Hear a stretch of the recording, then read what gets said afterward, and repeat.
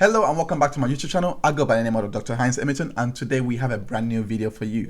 But before we go on to that video, I would like to send a massive shout out to all the brand new subscribers onto the channel. Welcome to the crazy and wonderful world of Dr. Heinz Emerton's train of thoughts. In my own way of saying it, Dr. Heinz Thought Express. Also to my existing subscribers, do check to see if you are still subscribed. I've received quite a few tweets about this, tweeting me and saying that they are automatically unsubscribed from the channel. So do check to see if you're still subscribed.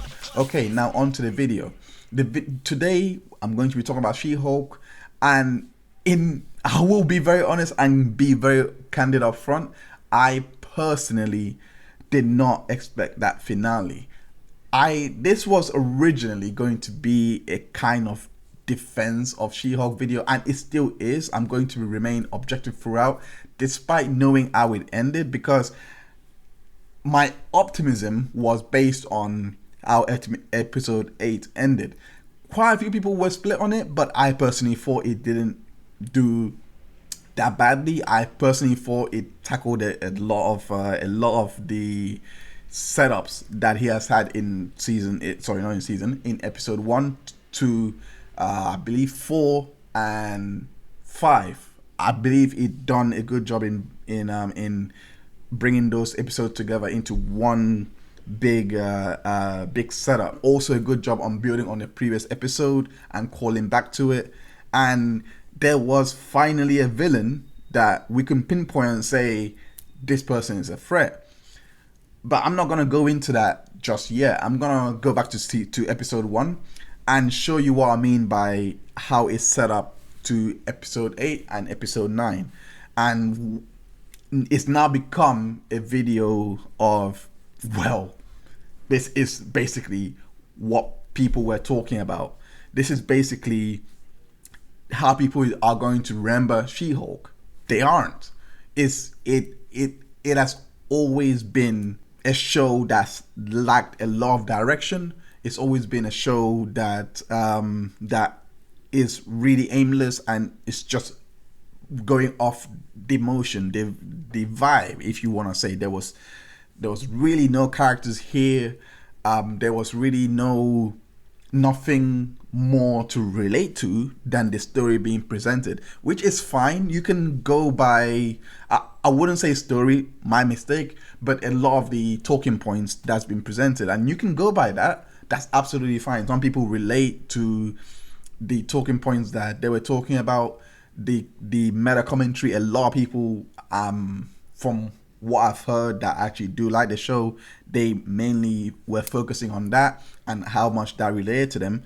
For me, who actually watches this show to see how a character goes through each and every scenario that the plot presents, for me who watches the show to see how a writer is going to bring it all together, like where is this going, and looking at things like that. Not that I was expecting that in this case, and maybe you can argue that was probably my own downfall, to have such an expectation and it didn't allow me to enjoy the show as much. That's a fair argument to make, but not necessarily in the sense that if you've seen the movies that I've seen the series that I've seen previously to this, like Agents of S.H.I.E.L.D., Daredevil, Jessica Jones, Luke Cage, I'm not gonna mention Iron Fist or The Punisher. The Punisher has had a lot of good reviews. I personally haven't seen it. That's why I'm not gonna mention them. I haven't seen Iron Fist either, so I'm not gonna mention them. But even in those movies, I didn't like Luke Cage as much. But even then, you can get on board with the story. There wasn't much that was being shoved at you, if you understand what I mean. There was actually something to relate to within the story. There was growth with the characters that was presented. There was you can see the struggles that they were going through, and when they cross over and you can see it tying together with each of the different plots that was set up in their own individual stories, it was good. I couldn't really fault it. So now to come into She-Hulk, and I was I wasn't expecting any crossovers or anything like that. What I was more expecting was just the basics to be covered. And in my honest opinion, they done a good job in setting that up in episode 1 and 2.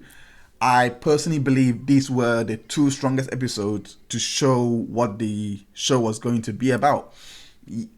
Yes, there was social meta commentary in there about so many social issues that they were signaling that they were going to maybe play on. I personally disregarded all of that. I did not think that was going to factor into that being the main story, right? I just thought it was just something you say, not as a throwaway, but more of as a narrative construct. Okay, you say that and you're going to build and show how this is being played out as the show progresses. In my opinion, this didn't happen because not only did they have conflicting messages with how the characters were being handled, etc., but they didn't do enough to build even on the social commentary that they were setting up, if we were going to go by that.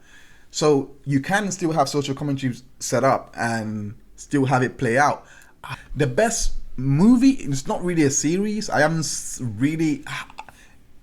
my mind's blanking on this one. So if you do have a couple of ideas on series that have had a lot of social commentary and they still sort of managed to tie it all together, do let me know in the comment section so that I can go check them out. But I'm really blanking. I haven't really seen a series that has been focused on, you know, overt social commentary, like things of feminism or anything like that, that has been used to build as a plot, you know, like as a narrative device where they have set up their plot to demonstrate how this is being played out and all of those. I haven't really seen that.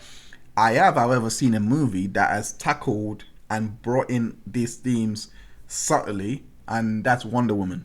I think that movie had done a good job in presenting, not really putting it out into your face, but you can tell this is feminism in a nutshell.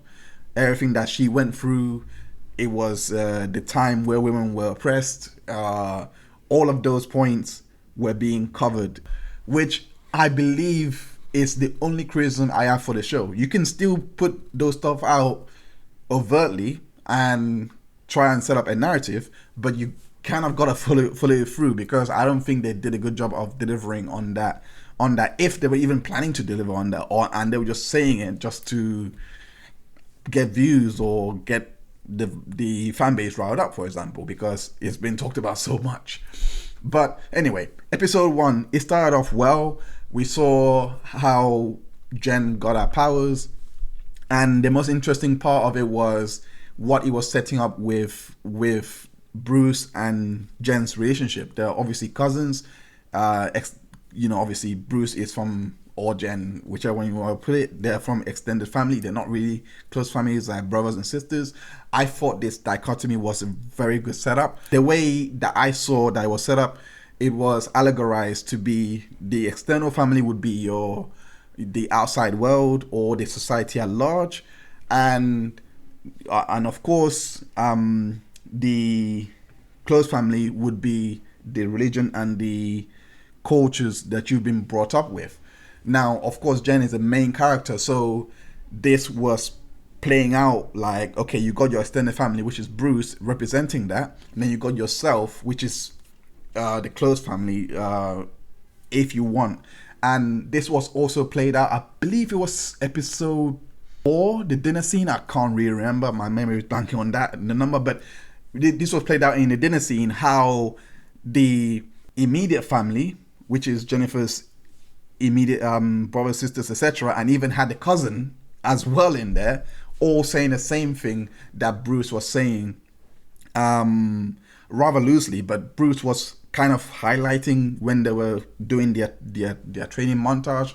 It kind of brought that back into that scene, and you can see how a lot of the same things, they were taking much more of an interest with her superhero and all of that, just like the the society at large, like how they had the attorney, etc. So I'm just showing you the parallels and why I think this was a good setup. So that's how episode 1 came across to me in this extended family dichotomy.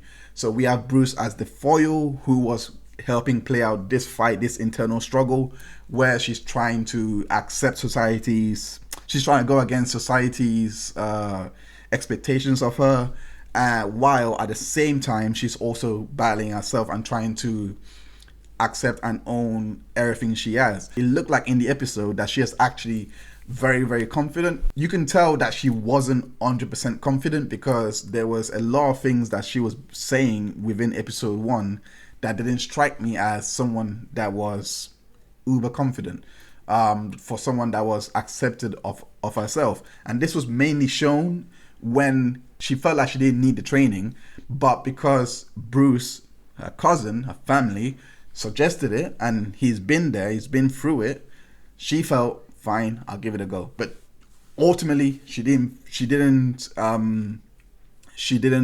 feel like she needed it.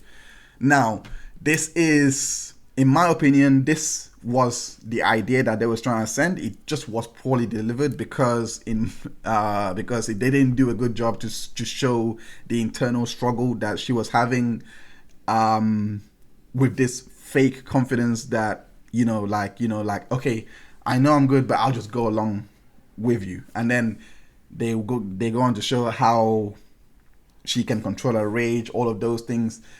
Yes, this is what I mean about delivery, because this was probably the perfect moment to show that she wasn't all good, but they could have still made it as she probably had one moment in which she just took out Bruce or something like that, but overall Bruce has been all over. If that was the case, that gives you the idea of she's not ready, but she's got potential. Basically, she's got it. But we didn't see any of that. Now, the reason why I believe that the dichotomy between the external family and the internal family was playing out is because the writer Michelle Gao, who wrote Pickle Rick of Rick and Morty, she kind of plays on this idea as well, where Rick and Beth, obviously Beth is the daughter of Rick, he turned himself into a pickle to get out of going to therapy. This sounds very simplistic in the face, but it was actually quite deep, because in the end, everything that Beth took the serum and went to therapy. It was quite funny, the exchange actually. But anyway, that's what happened. Went to therapy, leaving him there, and he had to basically fend for himself and fight Russian government, etc. Goes all the way to therapy. In order to get the serum back, he had to participate in the therapy, confess to what he was doing, and then gets the serum, heals himself, job done. What I glean from this is the relationship that America has with its citizens. Beth being Rick being America and Beth being the citizens.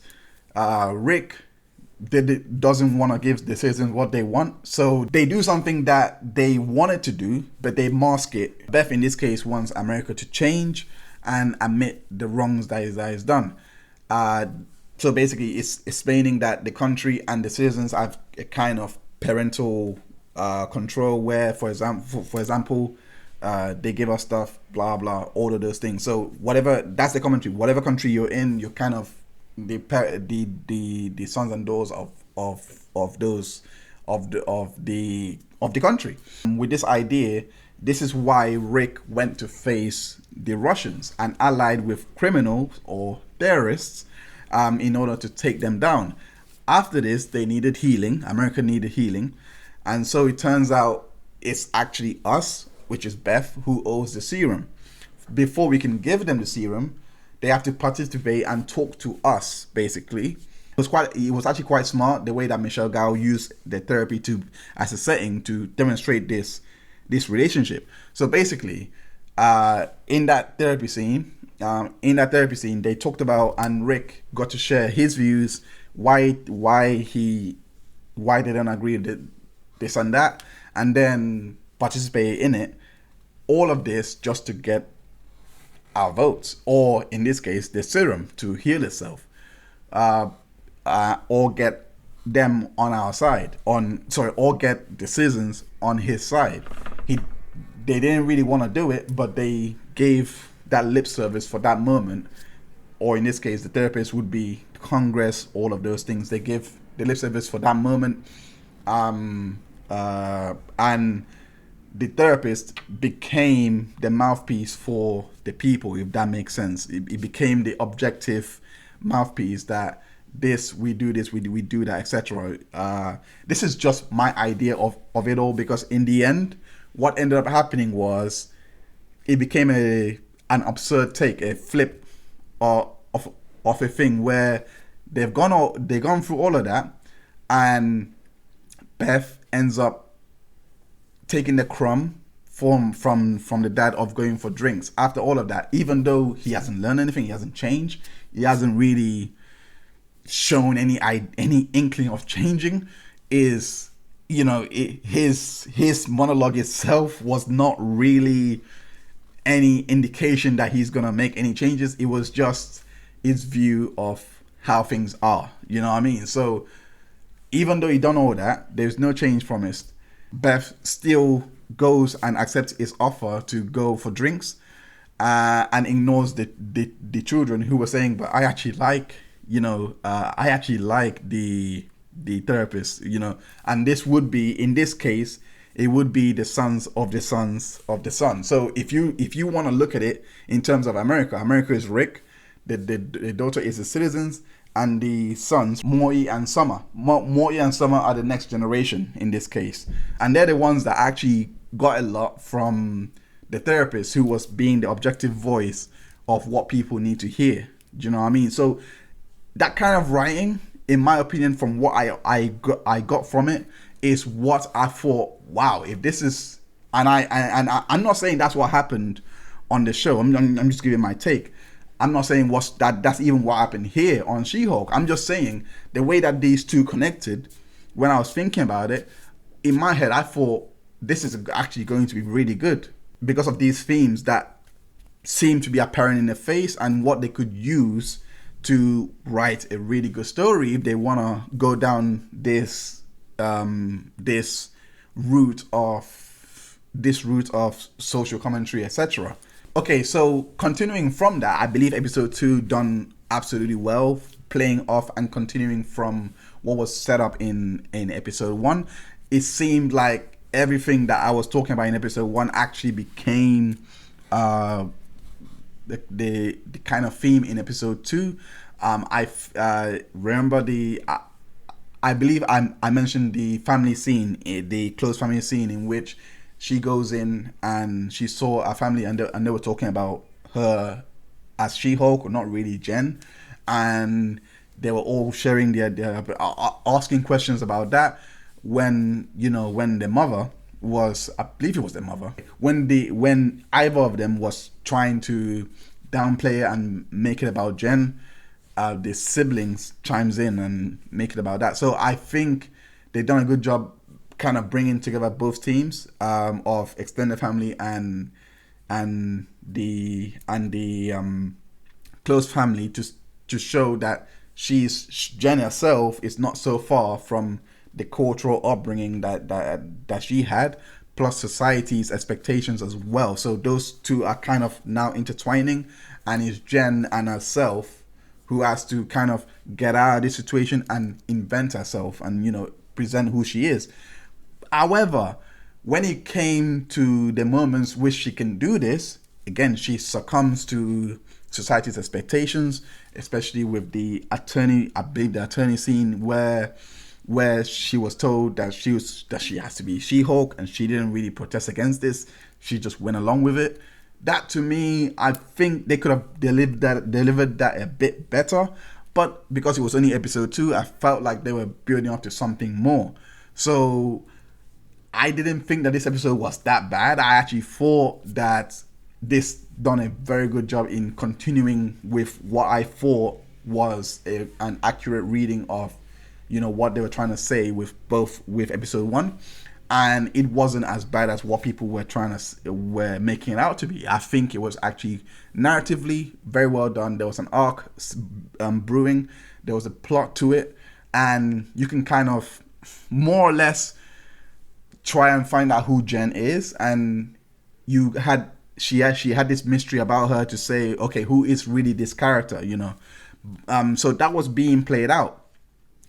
We didn't see that in episode 3, and this is where everything fell apart. I cannot believe it. This is where everything fell apart. What was episode 3 about? Firstly, I must add, Jennifer Gao is just, I believe she's just the creator for TV. So that means she gets everyone together and she brings the writing team together. She can write in certain parts. I personally would have preferred her to be a creator and a story editor so that she has control, creative control over all of this. I don't think she had that much as a creator because that was mainly who she can bring into the writing team. Giving this episode to Francesca Gales and Jacqueline Gales was a mismatch for me. They haven't really done much in their careers at all.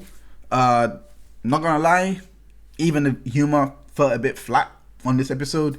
They didn't really go at anything, and based on what I've seen, this was kind of the setup for the finale to show, because they, out of nowhere, they brought in Megan Thee Stallion. I didn't even know Megan Thee Stallion existed in this universe. I didn't even know that these people, these stars, actually existed in any Marvel universe.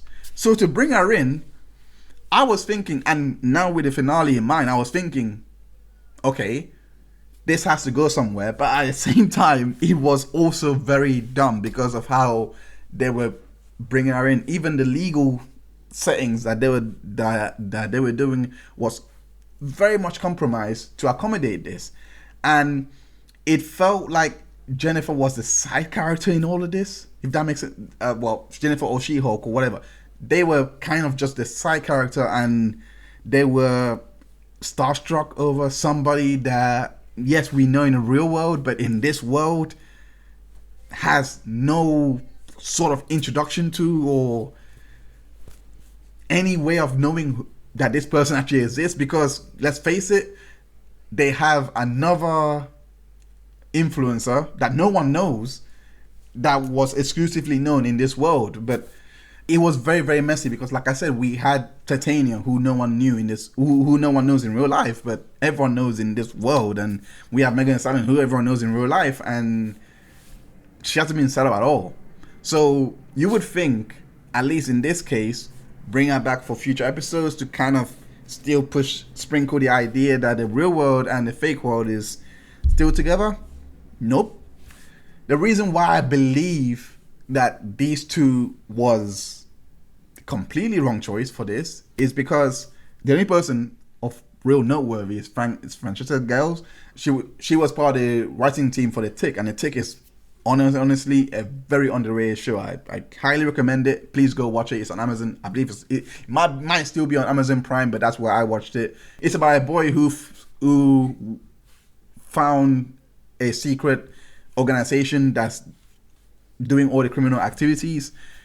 It's secret, and there's all of a sudden this hero that came out of nowhere, and no one can see him except for him. So it becomes a play on whether this is real or not. It's honestly, the way it's done, it's brilliant. So I advise you, I recommend you go watch that. But anyway, the person that Francesca Gales was working on that show is Adam Stark, who gone on to work on shows like On My Block, who brought her with him, and they done On My Block together. And again, he was more senior on My Block, while she was just a writer. She wrote one episode, I believe that was season 1, episode 6. It was quite funny. But the point I'm making here is she needs somebody to calm her down, because Adam Stark was that person that done that. I mean, heck, he's a good writer. He's gone on to write on Snowpiercer, so he's good on his own respect. But in this case, Francesca let loose with her sister. I think her sister is a bad call, because both of them are inexperienced, and to give a project of this size and with this much expectation, it was always going to fall flat, and they didn't handle the episode well at all. I do believe some of the criticisms were unnecessary, simply because of the fact that it's criticism on the CGI, which I think, okay, fine, you can criticize the CGI and call it San Andreas-esque CGI, but it's CGI. I don't know what you're expecting. I rather people focus less on the production. I mean, it wasn't that shoddy, it wasn't that bad, but more on the substance of the show. What is it trying to say, etc. And for that episode, it lacked in that department and in that department, but I felt people were more concerned with the CGI than the obvious glaring plot hole in which that Jennifer's arc, She-Hulk's arc, has been completely abandoned. And based on what's set up, we don't really know what direction this was heading in at this point. So episode 4 comes in. This was written by Melissa Hunter, and she done a really good job in at least bringing back the themes that were discussed in episode 1 and 2 and trying to bring that all together and reconcile that. No, like they didn't even call back to episode 3 in this. That's how bad it was, because there was nothing to call back to. It was literally just a meta service, if that makes sense. So with this episode, she called it back, and you know, she's done works like Santa Clarita Diet, and her humor, the humor in this episode was really, really good as well. I must admit, it wasn't as painful as episode 3.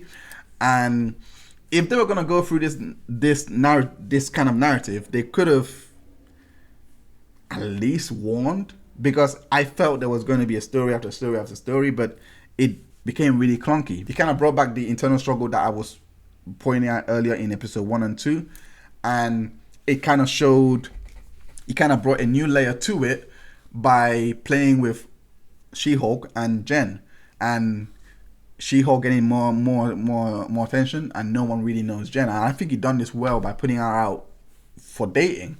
More people wanted to date She-Hulk. Jen wasn't really getting, any traction or any kind of love.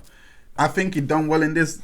Also the magician subplot, I think, worked out quite well as well. I think it played on and presented a good counter villain for the moment, and not really overt villain, but it presented a challenge for She-Hulk to manage. And I think she done well, but you can see in that moment, there was still that internal struggle of, I finally have someone that likes me and wants to hear me out, and you're doing this. I thought that was quite a funny exchange to have. And we also get the idea planted in our heads that Wong may actually know who her dad is. And I started thinking, okay, what's going on? What is this subplot with the dad? Is there anything that Wong and the dad actually are they in Kamatage together or whatever? It made me think, okay, there is probably something more.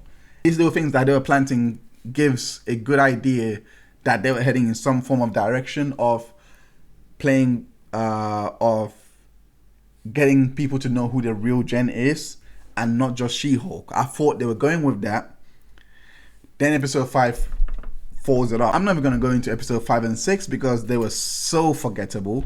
I did not even know what they were going with when it came to who owns She-Hulk's name. I get the meta commentary. It's about ownership in society and how this ownership is transferred when they did a poor job of even laying that out, and the fact that they brought back the guy that went on a date to kind of show that, yeah, he went on a date for She-Hulk, and, kind of gives this vague idea that, this ownership belongs to him because he calls her She-Hulk, he sees her as She-Hulk, therefore she owns She-Hulk, or she is referred to as She-Hulk rather than Jen. I thought they destroyed what they have set up in episode 4, which was the idea of having to battle with the persona of fame and who you are yourself. I thought this was done very well and even subverted very well, whereas the guy got what he wanted, which was to get a night with She-Hulk. He done everything to get into bed. He done all of those things, got into bed. Time to meet the real time to meet the real She-Hulk, the person behind She-Hulk, which is Jen, and he freaks out. Not freak out as in, oh no, but more of decides, shoot, time for me to look. This is not what I signed up for, and it's fine. He had a kink or a liking towards She-Hulk, not really her. It's like it plays on that idea that we will get to meet the people that we love, and we may not like who they really are in real life. And this is a case for some of the celebrities that that we tend to find out through scandals. Like, this is who they are versus the image that they put up. Do you know what I'm trying to say? So it played on that, and I like the fact that he used She-Hulk to kind of play on that, and I like the subversion because Tio was like, oh well, I don't really care. So it plays on the fact that I got what I wanted, you got what you wanted, everyone is happy. So I like that. But I do have to say, if they're gonna stress on the message so much, why wasn't this guy fat? I'm sorry, but this was the moment that they could have brought in a fat guy that actually liked She-Hulk, and She-Hulk not objectify him, which I must give them credit for. They do actually acknowledge it in the show. But the point remains, if you're gonna make so much of a social commentary on, how this is bad for women, this and that, okay, bring in a fat guy. Have the woman say, oh my gosh, this guy is actually into me. He sees everything I see. And he might not be the best looking, but I'm going to go for him. They didn't do that. They were like, nope, he has to be hot. He has to be, they have standards for the men, but not the women. I'm digressing. I did not want to bring politics into this. I just thought that was very interesting to see out loud, because we cannot imagine Lizzo ever in our lives use a fat dude in our videos. You know where I'm going with this. I'm going to fast forward to episode 7, because again, episode 6 wasn't really much better either. But episode 7, I felt this was when it got a bit more lively again. Overall, so far, I was actually losing interest at episode 6, but I was hoping out that they would at least begin to reel it all back, and they were starting to do that. So even though she's been dating and all of that, she meets this guy that does like Jen, doesn't want to see She-Hulk, finally gets to date a guy that likes her for her. My main swipe with this episode though is the fact that it does abandon the internal struggles that Jen has, that was being set up from episode 1 and 2. But this episode did do well in terms of Jen meeting a guy, sleep with him, they like each other. He didn't even want to meet She-Hulk, all those things. Got all that together. He waited, he done all the things that she wanted to do, did all of that, and ghost her completely. And this episode was so well done, because it took the villain, the villain that she was trying to help get out of prison, or show he's reformed, etc. It took him to set a prison setting, bring in a lot of guys, giving us the idea that these guys are all flawed, but they have to be emotionally mature to give you advice. That was the meta commentary I was getting from it. That was the kind of commentary I was getting from it. Jen was listening to the advice. They were roasting her, saying, no, you don't text that, you don't do that. I related to this. I was like, yes, I have actually been on the receiving end of receiving a text like what Jen said, and then receiving another one. And I'm like, I don't even know what to reply, because if I reply anything to this, I'm gonna seem I'm gonna lose the mystery or the powerful, quote unquote. If I was to even be on that opposite end and Jen is the one not replying, I just wouldn't reply. I just wouldn't send any more message. I wouldn't even send I had a good night with you. Like I wouldn't do something like that. The highest I would do, is, I had fun with you the other night. Let's go out again.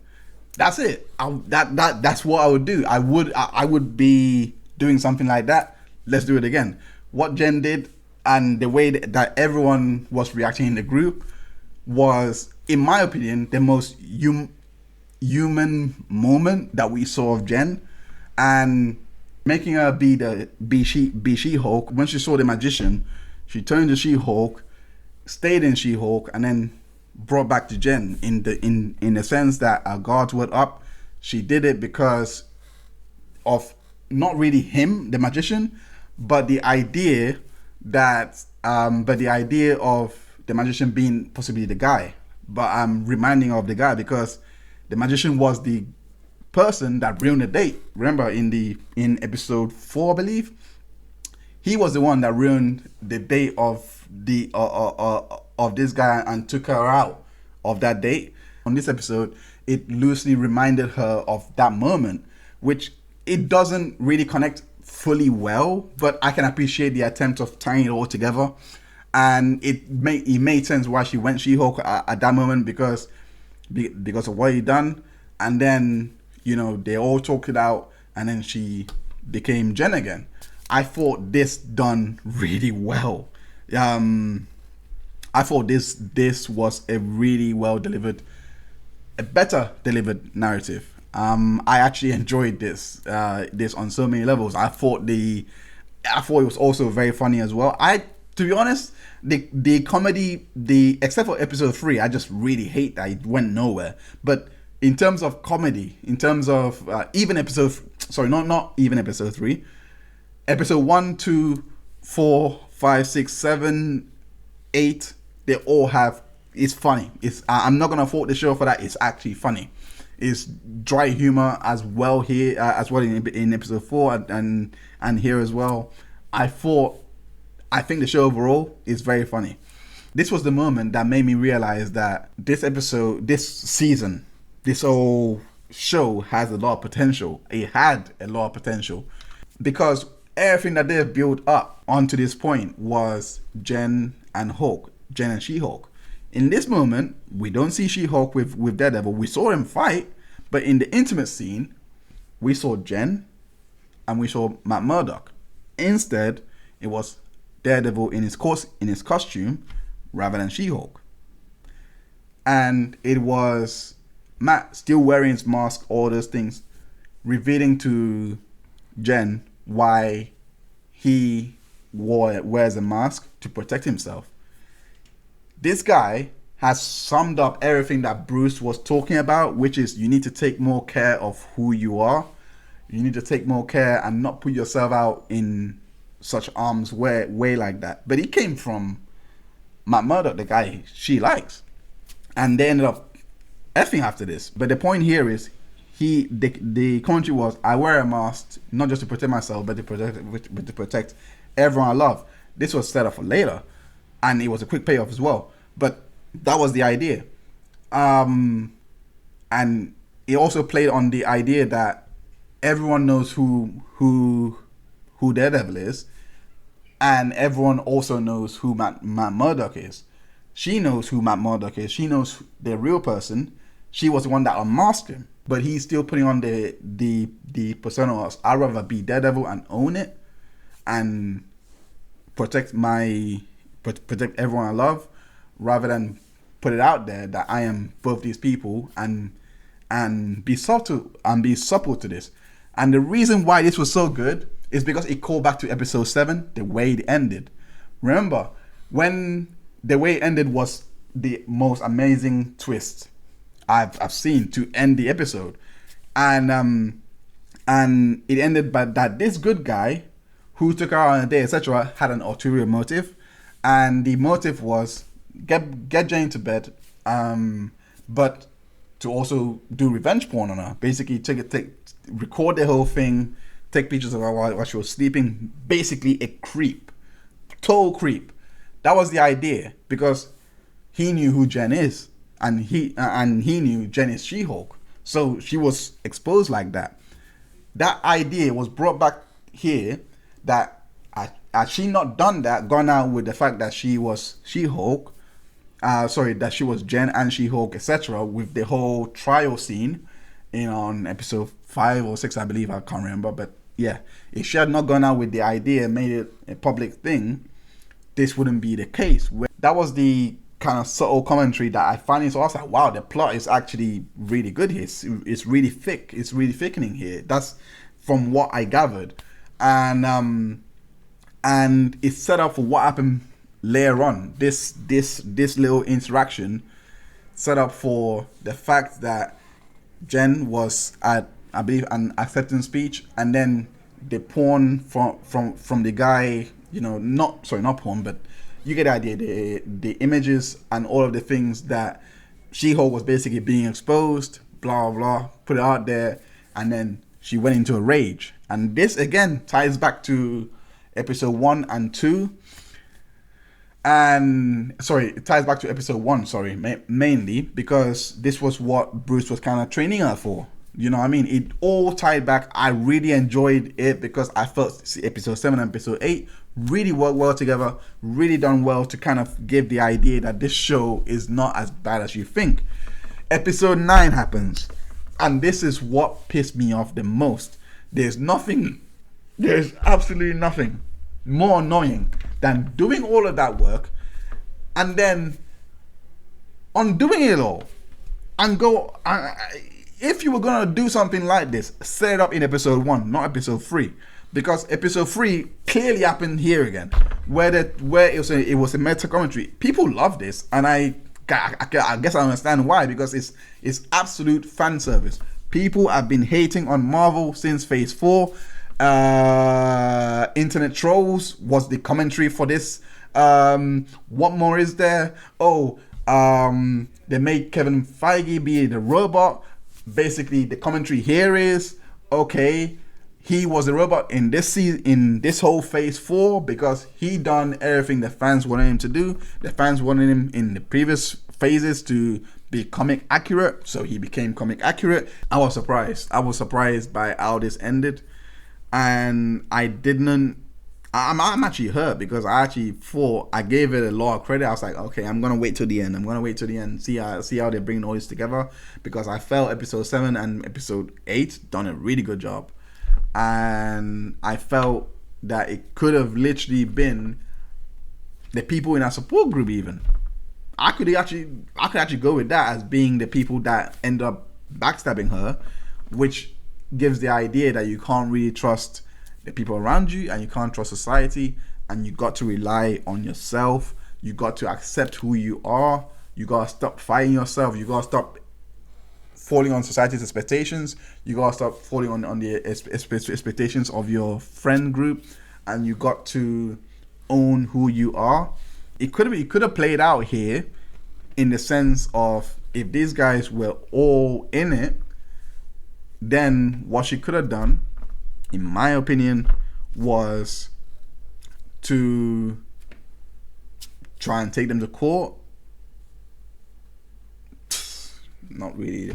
I mean, if they're trying to go with the whole, it doesn't have to be a superhero fight thing, try and take them to court, argue that it was these guys that done it, and set up the idea that these guys were like, no, it's just a conspiracy theorist, an Alex Jones type of conspiracy theorist, and she's going crazy, bring her mental state into question.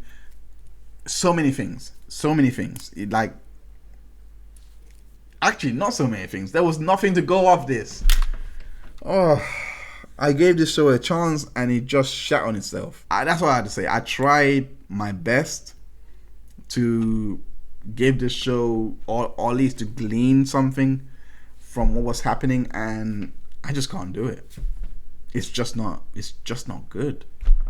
I liked episode 1, 2, 7 and 8. That's it. Like 7 was probably the most interesting one. 8 was a good build up. 1 was okay, but I had to look extra deep to try and get something from it, and it just let me down. Anyway, thank you so much for tuning in. I hope you enjoyed the video. Let me know what you think in the comment section. Did you like She-Hulk? What did you think of the entire season? Did you even watch the season? Are people on Twitter going mad for no reason? I think people are now justified, but it doesn't make sense because they like the fact that Marvel shit on himself, and apparently that was the best episode out of all of them. I don't know. Maybe I'm asking for too much. Maybe I don't know how this is their worst episode, in my honest opinion, in terms of everything that's been played out, and yet this is the episode that they like the most. You know, that their fans on Twitter like the most because he was shitting on himself. But hey, there we go. Anyway, don't forget to like, share, and subscribe, and I'll see you on the next video. Thank you so much for watching. If you like this video, even if you didn't like this video, I appreciate you, and I thank you so much for watching. Don't forget to like this video, share this video, and subscribe for more videos. We got plenty more content coming up. That'll be all for today. Thank you so much, and don't forget, I'm doing an explainer video of Don't Worry Darling. That'll be released soon on the channel, as well as the Ari Jacobs lawsuit with Taylor Lorenz. All of that will be coming soon on the channel. Don't miss it. Take care. Stay blessed.